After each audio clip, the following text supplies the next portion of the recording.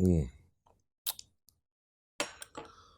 Oke, Assalamualaikum warahmatullahi wabarakatuh. Apa kabar Sobat Forum? Ketemu lagi bersama kami dalam program editorial Forum Ngopini, sebuah program yang akan mengantarkan sebuah isu pilihan dalam sepekan terakhir, tentu saja dari ruang redaksi Forum Keadilan. Bagaimana dengan pekan ini? Pekan ini kami memilih isu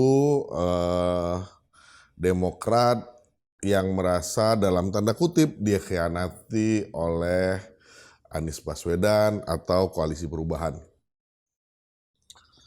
Kabar mengejutkan yang beredar terkait Demokrat yang merasa dikhianati oleh duet Anies Baswedan dan Muhaimin Iskandar alias Caimin seperti menjadi jawaban dari lika-liku politik di tubuh Koalisi Perubahan untuk persatuan beberapa waktu belakangan ini. Sudah menjadi tanda tanya ketika Anies Baswedan terus-menerus menarik ulur waktu pengumuman cawapresnya. Padahal dirinya selalu mengatakan bahwa sudah mengantongi nama sang pendamping di Pilpres 2024 mendatang.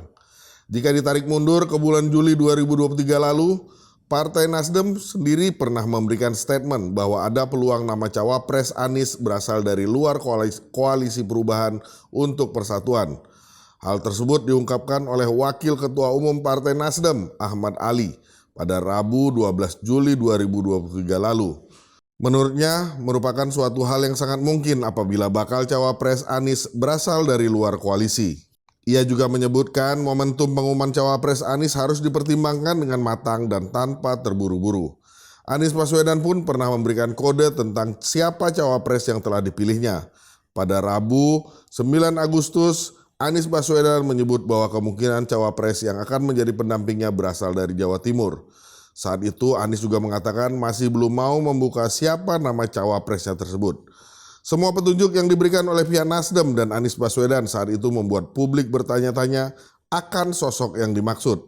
Statement-statement tersebut pun akhirnya menjadi semakin jelas usai Demokrat merilis pernyataan tentang Anies Baswedan yang telah menyetujui kerjasama politik Partai Nasdem dengan PKB untuk mengusung pasangan Anies Baswedan dan Caimin.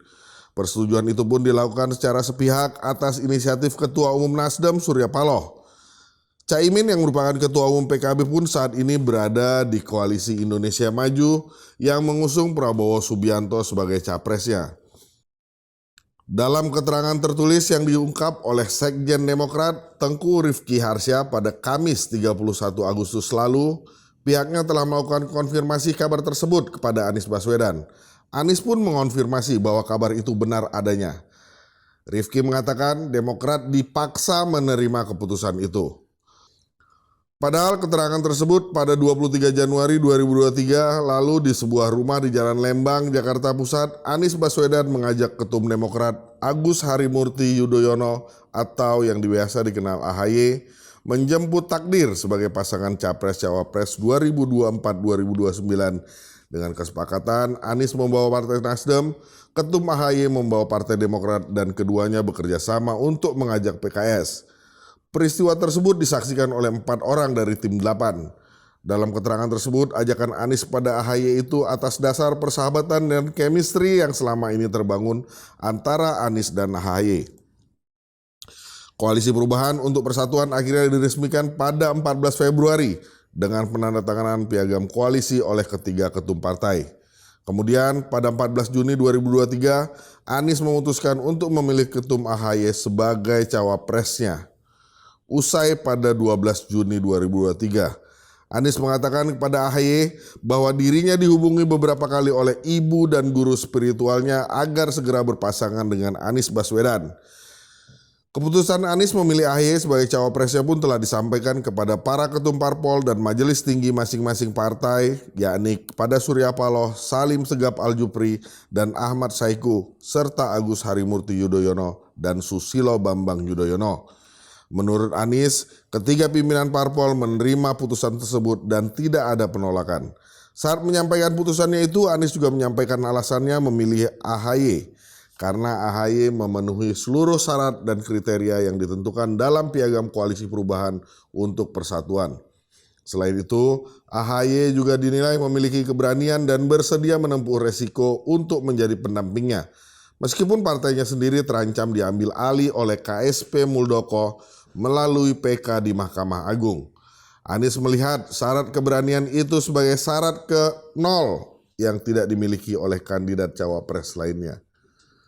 Hingga akhirnya masyarakat terus mendesak dan mempertanyakan kepastian koalisi perubahan diikuti dengan semakin merosotnya elektabilitas Anies. Maka setelah menetapkan cawapres, jajaran koalisi utamanya PKS, Demokrat, dan Tim 8 sepakat untuk segera mendeklarasikan sahnya dan terbentuknya koalisi perubahan untuk persatuan, termasuk penetapan capres dan cawapres yang hendak diusung.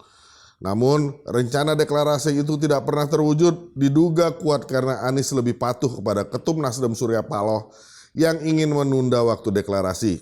Menurut Rifki, ini mengganggu dan melanggar prinsip kesetaraan dalam koalisi. Padahal, terkait dengan penetapan waktu deklarasi ini, Surya Paloh menyerahkan sepenuhnya kepada Tim 8. Sementara itu, SBY dan Salim Segaf setuju untuk dilakukan percepatan deklarasi. Pada pertemuan Anies bersama Tim 8 dengan SBY, Anies menyampaikan bahwa deklarasi akan dilakukan pada awal September 2023. Anies dan Tim 8 berpendapat tidak ada alasan lagi untuk menunda waktu deklarasi. Bahkan Anies menuliskan keputusan untuk meminta AHY secara resmi menjadi cawapresnya dalam bentuk surat tulisan tangan yang ditandatangani pada 25 Agustus lalu. Namun, di tengah proses finalisasi kerja parpol koalisi bersama Anies untuk mempersiapkan deklarasi, tiba-tiba terjadi perubahan fundamental. Pada Selasa malam 29 Agustus 2023 di Nasdem Tower, Surya Paloh secara sepihak tiba-tiba menetapkan Caimin sebagai cawapres Anies tanpa sepengetahuan Demokrat dan PKS. Malam itu, Anies dipanggil Surya Paloh untuk menerima keputusan tersebut. Kemudian pada 30 Agustus, Anies tidak menyampaikan secara langsung kepada pimpinan tertinggi PKS dan Demokrat, melainkan mengutus Sudirman Said untuk menyampaikannya. Sungguh tidak mewujudkan sikap gentleman, padahal Anies Baswedan seharusnya menjadi jembatan konsolidasi antara tiga parpol yang ada di koalisi perubahan untuk persatuan. Sikap Anies seakan-akan hanya patuh kepada Surya Paloh saja, padahal dalam poin piagam koalisi yang telah tertera jelas, bahwa dibentuk sekretariat untuk menyelenggarakan keputusan di koalisi perubahan untuk persatuan. Menjadi hal yang tidak dibenarkan jika Surya Paloh menetapkan cawapres Anies secara sepihak, apalagi sejak awal. Surya Paloh sendiri tidak menolak saat Anies Baswedan menyampaikan nama cawapres yang telah diputuskannya. Akhirnya pertanyaan besar di benak publik muncul. Apa yang menjadi alasan Surya Paloh tiba-tiba menetapkan Caimin menjadi cawapres Anies Baswedan? Peristiwa ini juga memperjelas ucapan Ketua Badan Pemenangan Pemilu Demokrat Andi Arief bahwa ada salah satu partai politik di Koalisi Perubahan Persatuan yang mengkhianati komitmen untuk merebut kemenangan di Pilpres 2024. Namun Andi menyebut Demokrat akan selalu bersama dengan PKS meski ada satu partai yang mengkhianati koalisi. Atas ucapan Andi Arief tersebut, pihak Nasdem langsung membantahnya. Politikus Partai Nasdem Irma Suryani Caniago menyebut bahwa pernyataan Andi dapat merusak keharmonisan koalisi perubahan untuk persatuan. Menurutnya, ucapan Andi tersebut sangatlah tidak elok. Berbeda halnya dengan pihak Demokrat yang enggan memberikan komentar apapun terkait pernyataan Andi tersebut. Sikap bungkam para politisi Demokrat ini dapat diartikan bahwa apa yang diucapkan Andi benar adanya. Namun mereka tidak mau gegabah dan terlalu cepat mengambil sikap dengan juga mengeluarkan statement serupa seperti Andi Arief. Keterangan tertulis yang diungkapkan oleh Teguh Rifki Harsha tersebut juga seperti memperjelas alasan mengapa PKB tidak diikutsertakan dalam perubahan nama koalisi parpol pengusung Prabowo. Hal tersebut diungkapkan oleh Ketua Bidang Energi dan Sumber Daya Alam DPP PKB Daniel Johan. Johan mengatakan bahwa PKB belum atau bahkan tidak dilibatkan dalam perubahan nama koalisi.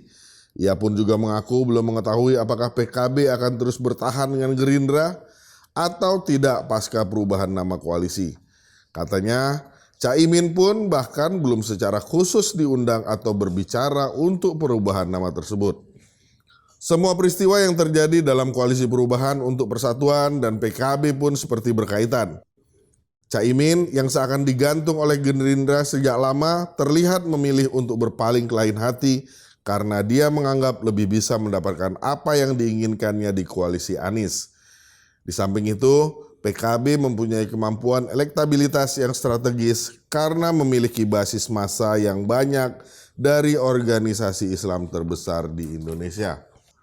Apa yang terjadi di pekan depan tentu saja ini menjadi sesuatu yang dinanti-nantikan oleh masyarakat publik. Bagaimana dengan koalisi perubahan, akankah Demokrat keluar dan membentuk sebuah koalisi baru? Bagaimana dengan PKS, akankah mereka menerima pencalonan Caimin sebagai cawapres yang akan mendampingi Anies Baswedan? Ini semua akan menjadi pertanyaan besar. Dan tentu saja di pekan depan, bayangan kami akan muncul ledakan-ledakan atau letupan-letupan politik yang mengagetkan masyarakat maupun publik. Saksikan terus Forum Opini, sebuah program editorial dalam setiap pekannya, tentu saja di akhir pekan di channel YouTube Forum Keadilan Tepi. Terima kasih, sampai jumpa. Assalamualaikum warahmatullahi wabarakatuh.